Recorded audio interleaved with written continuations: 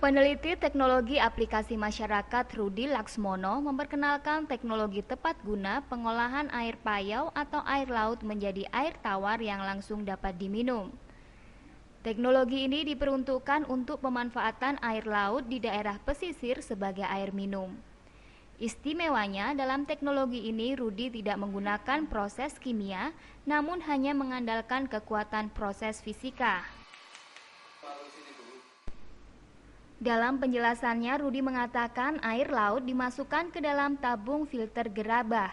Kemudian dilanjutkan dengan proses filterisasi karbon aktif yang menggunakan kayu bakau. Dipilihnya kayu bakau karena kayu bakau sudah mempunyai membran alami yang dapat menyaring kadar garam. Setelah proses filter karbon aktif kemudian dimasukkan pada membran reserve osmosis. Dan setelah proses dari membran RO ini, maka air payau sudah menjadi air tawar yang langsung dapat diminum.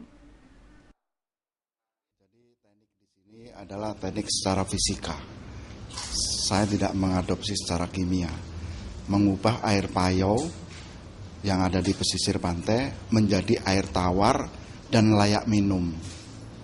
Jadi tahapannya melalui filtrasi menggunakan filter gerabah yang kita modifikasi, yang kedua menggunakan filter karbon aktif yang menggunakan kayu dari kayu bakau.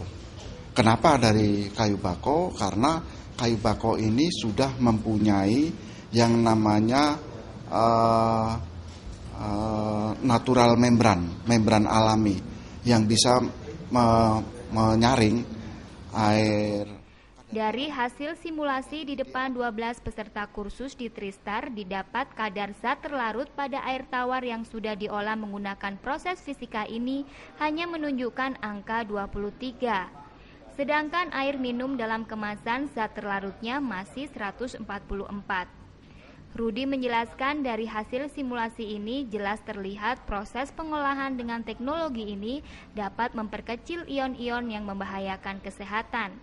Dan standar air hasil olahan ini sesuai dengan Surat Keputusan Menteri Nomor 907 Tahun 2002. Langsung bisa diminum tanpa harus direbus. Karena standar kualitas air minum salah satunya adalah yang dinamakan bakteri koli gitu ya.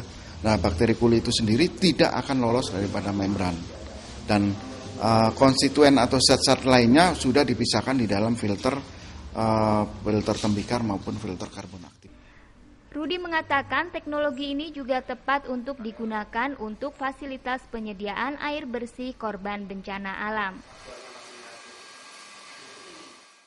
Isrina Haryani, Surya Dewata, Surabaya TV.